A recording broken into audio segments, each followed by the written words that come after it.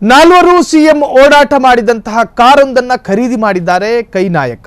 ಕಾಂಗ್ರೆಸ್ಸಿಗ TR ರಾಮಪ್ಪರಿಂದ 2.10 ಲಕ್ಷಕ್ಕೆ ಬಿಡ್.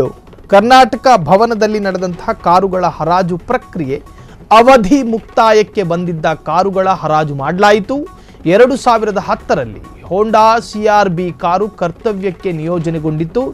ಇದೇ ಕಾರಿನಲ್ಲಿ 4 ಮುಖ್ಯಮಂತ್ರಿಗಳು ಓಡಾಡಿದ್ರು.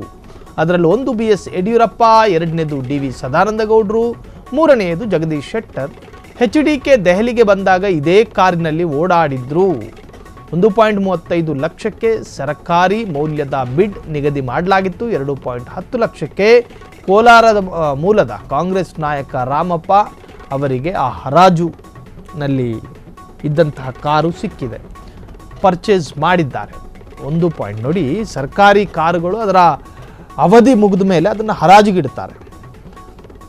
ಅದು ಮುಖ್ಯಮಂತ್ರಿಗಳಾಗಿರಲಿ ಅಥವಾ ಸಚಿವ ಸಂಪುಟದಲ್ಲಿರ್ತಕ್ಕಂಥ ಮಿನಿಸ್ಟ್ರುಗಳಿಗೆ ಅದು ಸೂಕ್ತ ಅಲ್ಲ ಅನ್ನೋದು ಆ ಒಂದು ಅವಧಿ ಮುಗಿಯುವಂಥ ಒಂದು ಸೂಚನೆ. ಸೊ ಅವಧಿ ಮುಗಿದ ಮೇಲೆ ಅದನ್ನು ಬಳಸೋದಕ್ಕೆ ಕೊಡೋದಿಲ್ಲ. ಅಂತಹ ಕಾರುಗಳನ್ನು ಸರ್ಕಾರ ಏನು ಮಾಡುತ್ತೆ, ಬಿಡ್ ಮುಖಾಂತರ ಹರಾಜು ಪ್ರಕ್ರಿಯೆಯಲ್ಲಿ ಇಡುತ್ತೆ. ಆ ಹರಾಜು ಪ್ರಕ್ರಿಯೆಯಲ್ಲಿ 3-4 CMಗಳು ಓಡಾಡಿದಂಥ ಕಾರಂತೆ. ನಿಮಗೆ ಗೊತ್ತಿರ್ಬೋದು, ಕಳೆದ ಬಾರಿ BS ಯಡಿಯೂರಪ್ಪ ಮುಖ್ಯಮಂತ್ರಿ ಆಗಿದ್ದಾಗ ನಾನಾ ಕಾರಣಗಳಿಂದ ಮತ್ತು ಜಗದೀಶ್ ಶೆಟ್ಟರ್ ಮುಖ್ಯಮಂತ್ರಿ ಆಗಬೇಕಾಗಿ ಬಂತು. ಅದಾದ ನಂತರ ಮೊದಲು ಸದಾನಂದಗೌಡರು, ಅದಾದ ನಂತರ ಜಗದೀಶ್ ಶೆಟ್ಟರ್, ಅದಾದ ನಂತರ ಕುಮಾರಸ್ವಾಮಿಯು ಕೂಡ ಓಡಾಡಿರ್ತಕ್ಕಂಥ ಕಾರು ಬರೋಬ್ಬರಿ 1-2 ಅಲ್ಲ 4 ಮುಖ್ಯಮಂತ್ರಿಗಳು ಸರ್ಕಾರಿ ಕಾರನ್ನು ಬಳಸಿದ್ರು.